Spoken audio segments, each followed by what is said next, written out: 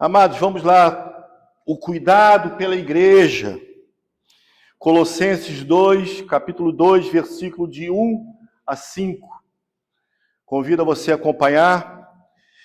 Você abre a sua Bíblia, ou então você pode acompanhar pelo Data Show, porque está na mesma linguagem que eu usei. Amém, amados? Quero que saibam quão grande tem sido a nossa luta por vocês, pelos que moram em Laodiceia e por muitos outros que não me viram face a face. Faço isto para que o coração deles seja consolado e para que eles, vinculados em amor, tenham toda a riqueza da plena convicção do entendimento para o conhecimento do mistério de Deus, que é Cristo, em que estão ocultos todos os tesouros da sabedoria e do conhecimento. Digo isso a vocês para que ninguém os engane com argumentos falaciosos, porque, embora ausente em pessoa, em espírito estou com vocês, alegrando-me e verificando a boa ordem de vocês e a firmeza da fé que tem em Cristo. Pai eterno, que nós possamos essa manhã, Senhor, sermos edificados com a Tua palavra, Pai, que nós possamos, Senhor, ser transformados, Pai, por ela. Em nome do Teu Filho Jesus Cristo. Amém. Amados, isso aqui essa passagem, ela faz parte do zelo pastoral e revela o coração de um verdadeiro servo de Cristo. Paulo se preocupa com a firmeza e a maturidade espiritual da igreja. Amados, é tempo de crescermos espiritualmente. É tempo de nós realmente fazermos diferença. Quando eu convidei os amados para participarem daqueles pequenos grupos onde nós estamos falando sobre a cosmovisão cristã, exatamente disso que falamos. Amados, nós temos que ter maturidade espiritual. Nós temos que reconhecer quem nós somos, como agimos diante do mundo tenebroso. Nós temos que ser sal e luz. Nunca esqueça disso.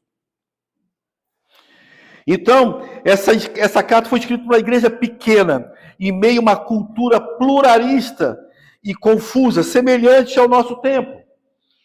Vivemos um tempo hoje que não é novidade para ninguém. Vivemos um tempo complicado. Muitas vozes declarando coisas absurdas. Mas Paulo aqui, ele escrevendo da prisão, revela que o seu coração está livre de todas essas coisas. E o seu ardente amor pela igreja. Amados, é tempo de nós termos um ardente amor pela igreja. No início falamos, enquanto nós temos essa oportunidade de estarmos aqui, nós temos que ter um ardente amor pela igreja. Eu não falo isso por mim, eu falo isso por você. Essa maturidade espiritual é reconhecer essa necessidade que a igreja de Cristo, ela precisa de um ardente amor de cada um de nós, para que ela prossiga, para que ela cumpra o seu papel neste mundo caído. E essa carta, nesse trecho, ele vai revelar o coração pastoral e mostra que o verdadeiro ministério cristão, ele é movido por luta espiritual, amor fraterno e zelo pela verdade de Cristo. Esse é o papel de cada um. Aqui Paulo está se referindo ao ministério pastoral, mas nós trazemos isso à igreja, a responsabilidade da igreja de pregar o evangelho, de revelar a diferença no mundo. Nós temos com mais ou menos aquela placa, sorria, você está sendo filmado. O mundo filma você. O mundo olha você. As suas atitudes revelam quem você é. E é isso que nós temos, amados. Mais uma vez eu falo, nós temos que ter maturidade. Não somos mais aqueles que deixam a vida nos levar. Não somos mais aquele que ninguém tem nada a ver com a minha vida. Nós sim, nós temos responsabilidade de refletir Cristo através das nossas vidas. No versículo 1, Paulo escreve, é um zelo pela igreja. Quero que saibam, tão grande tem sido a nossa luta por vocês, pelos que moram em Laodiceia e por muitos outros que não me viram face a face.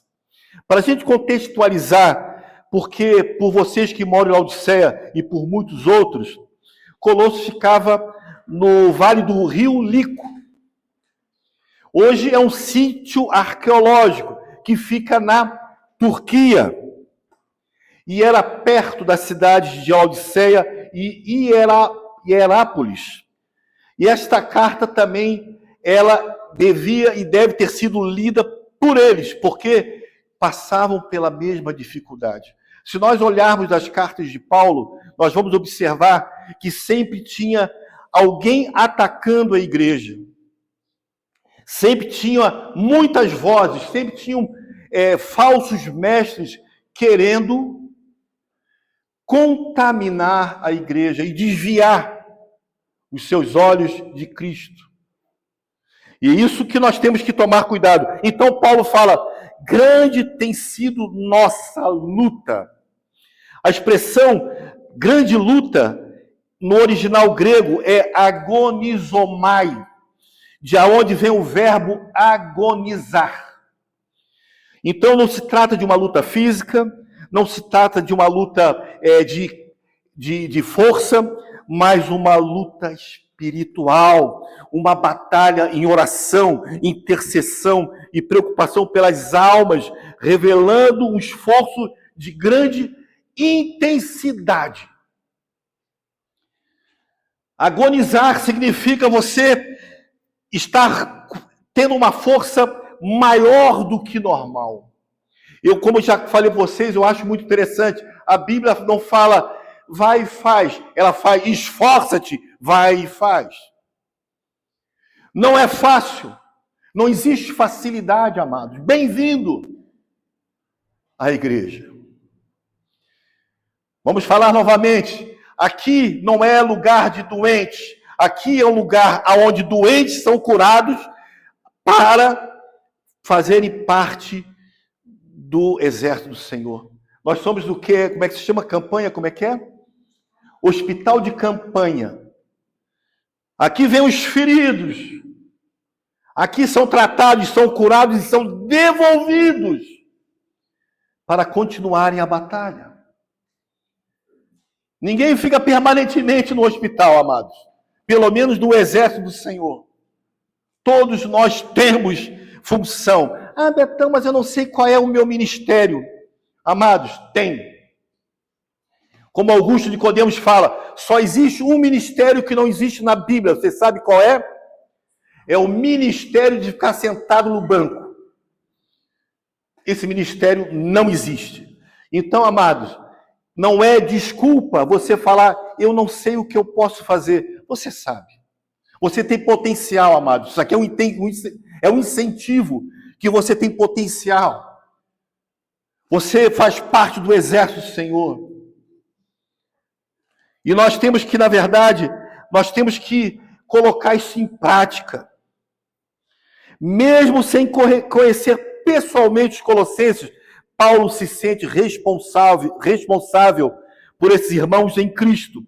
Isto revela o verdadeiro ministério pastoral, que não se limita apenas à presença física, mas de um coração comprometido ao bem espiritual dos amados. Amados, muitas vezes nós vemos na igreja apenas na quarta, no domingo, na quinta-feira, na sexta-feira. Mas, amados, eu quero falar para vocês que a responsabilidade pastoral ela é muito grande.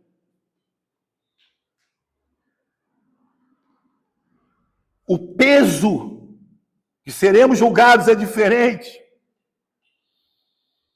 A maneira que nós temos que trabalhar diante da igreja é diferente. E o pastorado não é voluntário, é chamado, amados.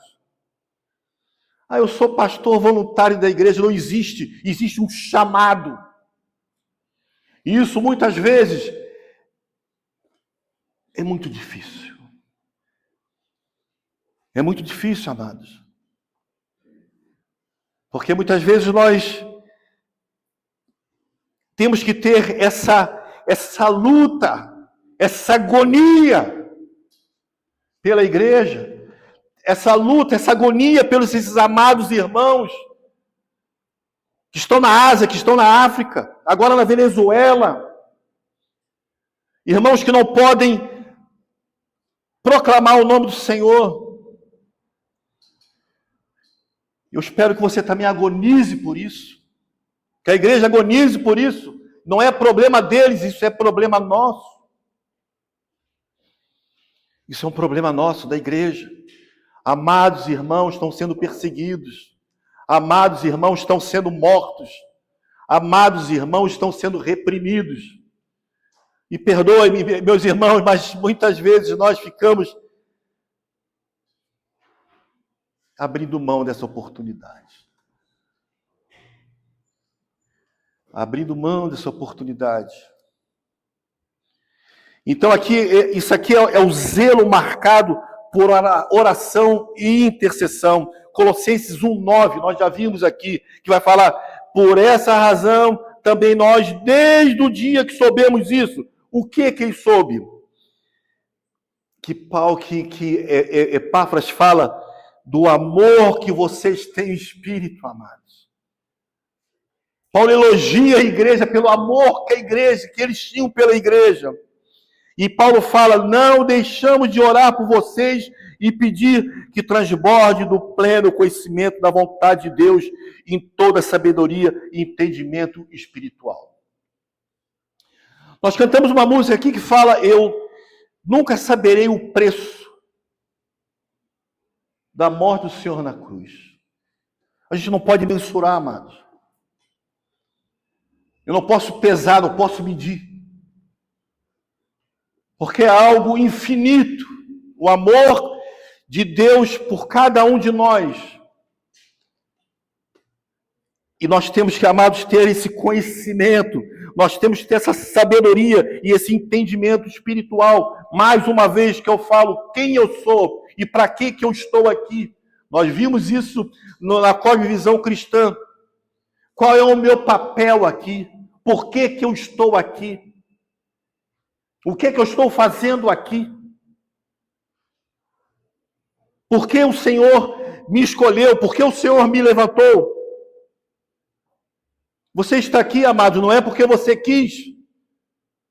É porque diante da soberana vontade do Senhor, Ele te escolheu. Então, sinta-se um privilegiado. E se torne diferente. E faça diferença. Neste mundo caído, amados, nós somos luz. A palavra mesmo diz o que adianta pegarmos um luzeiro e botar uma bacia em cima. Ninguém pode ver. O que adianta sermos sal da terra se não temos gosto, não alteramos o gosto, o sabor? A palavra diz que o sal que não salga, ele é jogado fora. São pequenos detalhes na Bíblia que nós não prestamos atenção. Mas ali diz que ele é jogado fora. Então, amados, vamos fazer a diferença. E esse zelo é um chamado, é um convite para que todos atentem, atender o chamado e interceder pela igreja e os irmãos espalhados pelo mundo. Efésios 6:18 vai falar, Paulo, orem em todo tempo, no Espírito, com todo tipo de oração e súplica, para isto vigiem em toda perseverança e súplica por todos os santos. Mais uma palavra, além do esforço, perseverança, algo contínuo, algo presente em nossas vidas. Eu não posso orar quando dá tempo. Eu não posso orar quando eu acho que eu estou com vontade de orar. Esforça-te, persevere. Porque muitas vezes nós não acreditamos na oração. Talvez seja o maior erro do crente. É não reconhecer que a oração de um justo, ele pode muito. Deus tem dado uma oportunidade, amados, para dia após dia nós vemos o seu poder. Pessoas desenganadas no leito,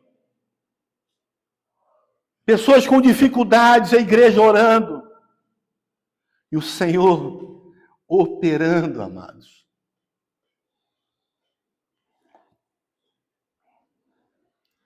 Versículo 2 e 3.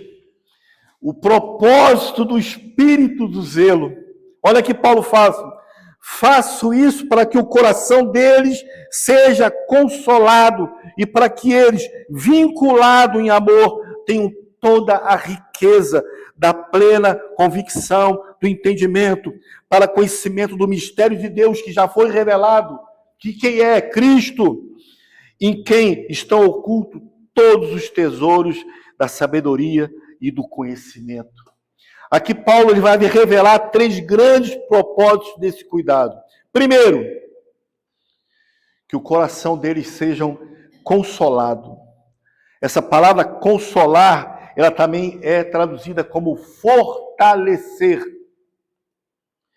Paulo quer que os corações sigam firmes, encorajados pelo Evangelho, não desanimados diante de pressões culturais, falsas doutrinas ou qualquer tipo de dificuldade. Fortaleça seu coração, amados. Fortaleça o seu coração, para quando o dia mal vier, você está pronto, você está preparado, você está alerta, você está fortalecido. O segundo propósito é vinculados em amor. A verdadeira fé não é individualista, amados. A unidade em amor é um ambiente onde a verdade floresce. Cristo é a cabeça, mas os membros precisam estar ligados em amor e unidade. Somos diferentes, temos temperamentos diferentes, mas, amados, somos ligados em amor, em Cristo, suportando uns aos outros. Efésios 4, ele explica isso melhor. Como prisioneiro no Senhor, peço a vocês que vivam de maneira digna do chamado que receberam, com toda humildade, mansidão, paciência, suportando uns aos outros com amor. Faço todo esforço para conservar a unidade do Espírito pelo vínculo da paz. Há um só corpo, um só Espírito, como também uma só esperança, quando foram chamados, um só Senhor, uma só fé, um só batismo, um só Deus e Pai de todos, e sobre todos, por meio de todos e em todos. Risca isso na sua Bíblia, amados. Na verdade, se você bobear, você faz o seguinte, já pinta a Bíblia inteira, porque não tem nada que não seja aproveitado. Mas essas coisas, amados, isso aqui tem que brilhar nos nossos olhos. E continua Paulo, as cartas no mesmo capítulo 4, no versículo 16, vai dizer, de quem todo o corpo bem ajustado e consolidado pelo auxílio de todas as juntas, segundo a justa cooperação de cada parte, efetua o seu próprio crescimento para a edificação de si mesmo em amor. Tudo que possamos fazer, amados, façamos por amor a Cristo, suportando uns aos outros. Sem unidade, amados, a igreja se torna vulnerável à divisão e ao engano. Vivemos num mundo, como nós falamos no início, muitas vozes, muitas influências, muita gente dizendo, não é bem assim. Muita gente às vezes cobrando que você é uma pessoa radical. Amados, não existe meia palavra na Bíblia.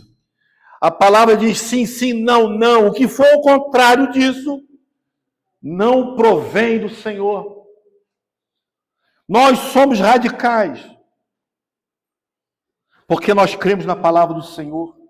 E nós cremos que a palavra do Senhor não tem nenhum engano, não tem nenhuma mentira. Ele é fiel do início ao fim.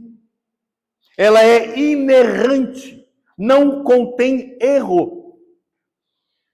E aqui diz que no final de todas as coisas terá uma recompensa eterna. Esse é o nosso alvo, amados. Muitas vezes buscamos os prazeres desse mundo. Os prazeres desse mundo, eles são finitos, vai acabar. Não adianta o carro que você tem, a quantidade de dinheiro que você tem, não adianta nada, porque certa vez, olhando o pastor falando, amados, depois de algumas horas, ninguém de você morto, ninguém consegue ficar perto de você por causa do cheiro. Rico, pobre, chefe ou empregado. Todos estaremos na mesma condição nesse corpo. Mas nós temos aquela promessa, amados, de um novo corpo glorificado, eternamente. Esse é o motivo de nós sermos radicais. Esse é o motivo de nós não entendermos que as coisas não são bem assim. Temos que mudar o nosso entendimento, temos que buscar o conhecimento da palavra, para que possamos, amados, sermos transformados. A palavra de Deus, ela não entra na minha cabeça através de osmose. Não adianta botar a Bíblia debaixo do travesseiro que você não vai aprender. Como há algum tempo as pessoas queriam estudar para a prova, botavam o livro debaixo do travesseiro para ver se entrava alguma coisa. Não entra mais. Não adianta você achar que você vai numa prova, não estudar e depois achar que vai se dar bem. Por experiência própria, não funciona, amados. Não funciona. Busque o conhecimento do Senhor. Busque conhecer esse mistério de Deus que é Cristo. É um mistério. Porque nós observamos que Deus, Ele se encarna em homem. Ele nasce de mulher. O Deus Todo-Poderoso, como Paulo fala, o que controla todas as coisas, o que domina todas as coisas, o que inclusive sustenta o ar que nós respiramos. Esse, Jesus, é Deus, o Todo-Poderoso. Que mistério. Filipenses, nós vemos, abriu mão de sua glória, o Senhor abriu mão de sua glória para estar no nosso meio. Abriu mão de sua glória. E ele ali fala que ele se igualou a quem? Aos homens. E ele morre de uma maneira que nós não saberemos mensurar o valor dessa morte de Cristo. O que ele sentiu, o que ele passou, para que nós pudéssemos estar aqui na esperança. A esperança, como eu falei, não é a esperança de espero que dê, não, é a esperança que esse dia chegue. Eu confesso aos amados que quando nós oramos, nós falamos Maranata, Senhor, isso significa vem, Senhor. E quando o Senhor vier, todas as coisas passarão. Habitaremos no local eterno. Eu confesso aos amados que muitas vezes nos assusta, porque olhamos para netos, olhamos para coisas que estão começando e falando, Senhor, mas eles não terão chance, amados. A melhor coisa que pode acontecer para o meu neto que tem 2 meses, vai fazer 2 meses, é que ele seja eterno, levado pelo Senhor e não passe pelo sofrimento. Já pensou dessa maneira? Certa vez uma pessoa perguntou, se você pudesse conversar, trazer de volta alguém que já faleceu, quem você queria que viesse? E a pessoa falou, não queria que viesse ninguém, porque está num lugar melhor do que o meu. Amados, vamos nos prender nisso. Existe algo nos aguardando. Ame a igreja.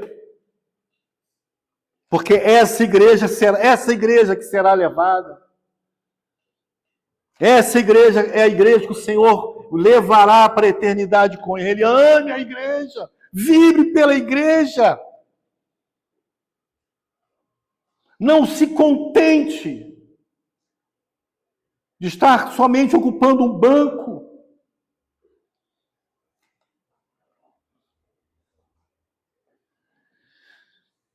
Paulo, ele quer que a igreja veja que Cristo é suficiente.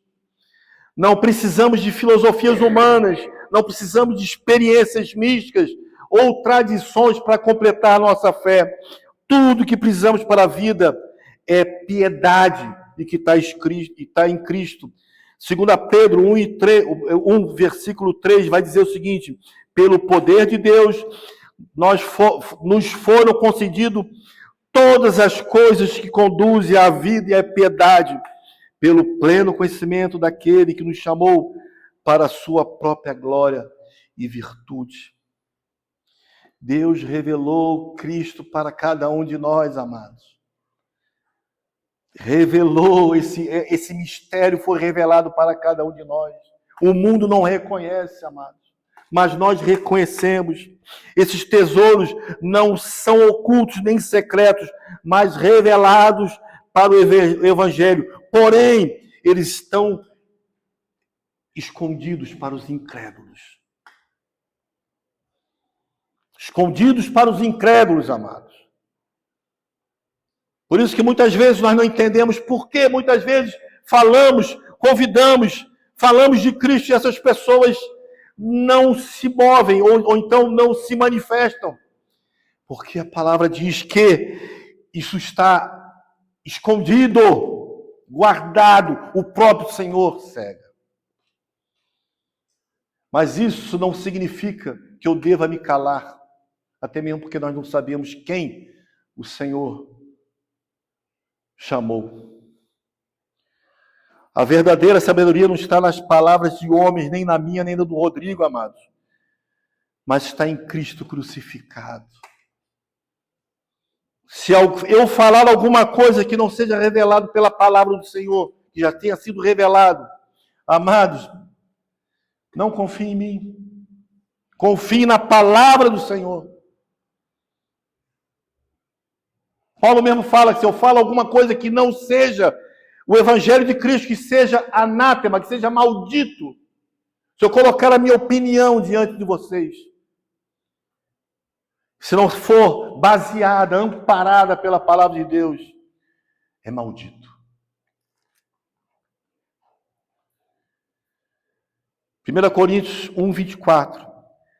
Mas para os que foram chamados, tanto judeus como gregos, Cristo é o poder de Deus e a sabedoria de Deus. Devemos buscar consolação, amados, no Evangelho e não nas circunstâncias. Devemos buscar conforto no poder de Deus. Devemos valorizar a comunhão com a igreja como meio de firmeza espiritual, um amparando o outro, amados. É muito difícil andar sozinho. Mas a igreja, a comunhão da igreja, um suporta o outro. Aquele que está fraco, seja sustentado. Aquele que esteja forte, que sustente o fraco. Esse é o nosso papel. Devemos nos unir e reunir para mantermos firmes. Lembra daquela passagem quando Jesus orava no Getsêmani? Ele chamou a atenção dos discípulos sobre a fraqueza da carne, quando ele disse: nem uma hora puderam vigiar comigo? Vigiem e orem, para que não caiam em tentação. O espírito, na verdade, está pronto, mas a carne é fraca. A carne é fraca, amados. Isso é reconhecer que, unidos em Cristo, nos fortalecemos para conhecermos o poder e a sabedoria de Deus. E esse mistério é revelado a cada um de nós. Versículo 4 e 5. A preocupação com a firmeza na verdade. Digo isso para vocês, para que ninguém os engane com argumentos falaciosos. Porque, embora ausente em pessoa, em espírito estou com vocês, alegrando-me e verificando a boa ordem de vocês e a firmeza da fé que tem em Cristo. Paulo, mais uma vez, alertando os falsos mestres.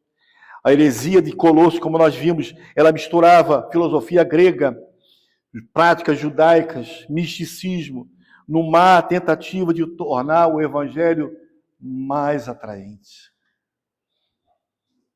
Mais atraente, amados. E toda vez que eu tentar melhorar o evangelho vai ser corrompido. Toda vez que eu tentar dar um jeitinho para que seja agradável a mim e a você, eu vou corromper o evangelho. E Paulo fala: embora eu esteja ausente em pessoa, em espírito estou com vocês, alegrando-me e verificando a boa ordem de vocês e a firmeza da fé que tem em Cristo. Apesar de tudo, amados, apesar dessas influências, a igreja de Colossos, lá em Colossos, ela se mantinha firme. Paulo estava alertando eles: cuidado com essas pessoas. Cuidado com o que você está ouvindo. Cuidado com informações. Eu acho que revelações. Essa palavra que ele vai falar aqui, verifique a boa ordem de vocês. Esse aqui vem no vocabulário militar, que indica disciplina, alinhamento. Apesar da disciplina de vocês, o alinhamento de vocês com a palavra firmeza, ela fala de estabilidade, como uma fortaleza.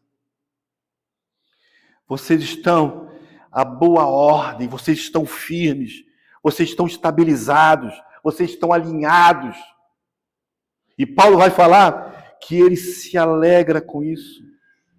A igreja deve estar bem ordenada, doutrinariamente sólida, unida, firme. A igreja deve estar andando em amor e em verdade. Quando a igreja se une em amor, o corpo cresce em comunhão, onde Cristo é exaltado e se torna o centro de toda a sabedoria humana. Tudo que a igreja precisa estar alinhado em Cristo. Ele é a suficiência de nossa fé. Ele é a consolação dos nossos corações. Ele é a segurança contra todo engano desse século. E para terminar, Eu quero ler como Paulo termina a carta de Efésios, no capítulo 6. Você também pode riscar isso na sua Bíblia,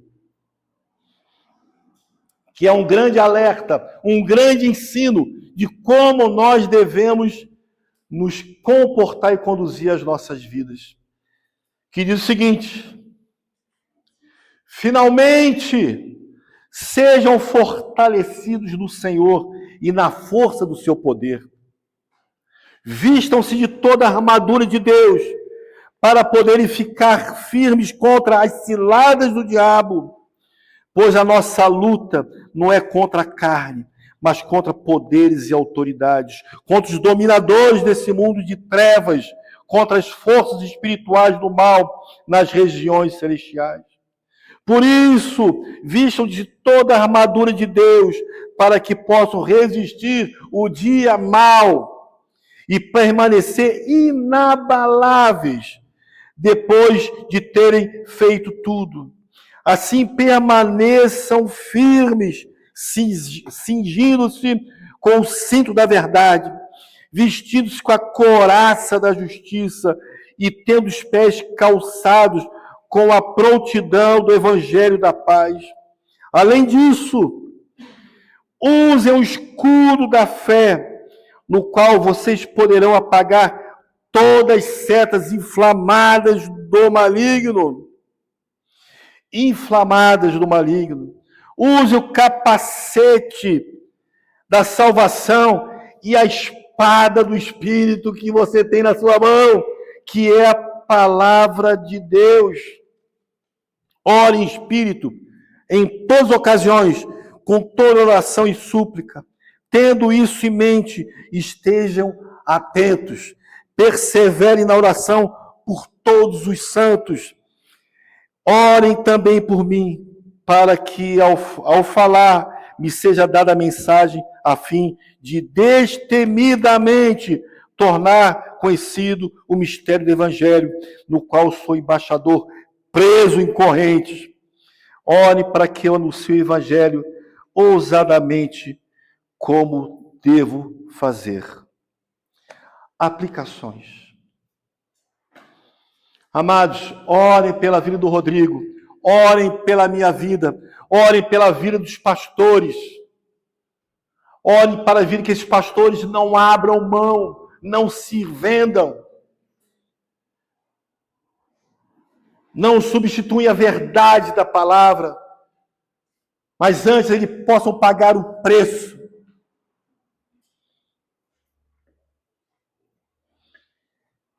E vocês podem ter certeza, amados, que os pastores dessa igreja, eles lutam espiritualmente por cada um de vocês. Podem ter certeza disso. Fortaleça a sua fé, segunda aplicação, fortaleça a sua fé no conhecimento de Cristo.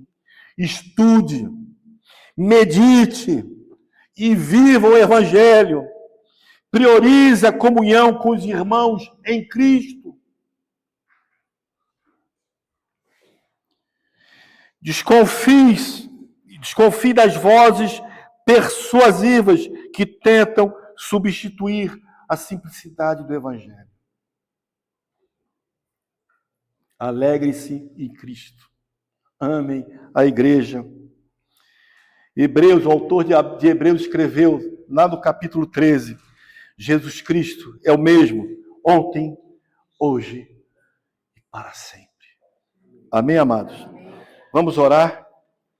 Pai eterno, nós te louvamos, Senhor. Obrigado, Pai. Obrigado, Senhor, pelo desafio, Senhor. Sabemos, Senhor, que somos desafiados dia após dia, Senhor. Sabemos como nós lemos ali, Pai, o tempo se finda, Senhor. O tempo está próximo, Pai. E que nós possamos, Senhor, agonizar por esse motivo, Pai. Que a igreja possa agonizar, Pai, pelos perdidos, Senhor. Por aqueles que ainda não escutaram a Tua voz, por aqueles que não despertaram do Evangelho, Pai. Para que naquele grandioso e poderoso dia, Senhor, sejam encontrados contigo também, Senhor. Desafia, Pai, a cada um de nós. Desafia a Tua igreja de fazer a diferença nesse mundo caído, Pai. Que nós possamos ser sal e luz, Senhor. Aonde botarmos os nossos pés, Senhor. Que possamos fazer diferença, Senhor. Porque fomos transformados por Ti, Pai. Que as nossas mentes não se contenham, Senhor, com os prazeres desse mundo, Pai. Com a oportunidade desse mundo, Pai. Mas que possamos ser radicais, Senhor, diante da Tua verdade, Pai. Que sejamos diferentes, Senhor, para que possamos fazer a diferença, Pai. Obrigado pela oportunidade de estarmos aqui essa manhã, Pai. Obrigado por esse local. Obrigado por cada amado aqui presente, Senhor. E que nós possamos, Pai, nesse primeiro dia da semana, Pai, já começarmos a fazermos diferença, Pai, aonde nós formos, Pai. E nós oramos em nome do Teu Filho Jesus Cristo, Senhor. O nosso Redentor e Salvador, Pai. Te louvamos, Pai, pelo Teu amor por cada um de nós, Senhor. Que viesse, Pai, como homem, Pai, para que através da Tua morte, Senhor, e ressurreição, nos desse vida e vida em abundância. Em nome dele que eu oro. Amém, amém e amém. Amém, amados.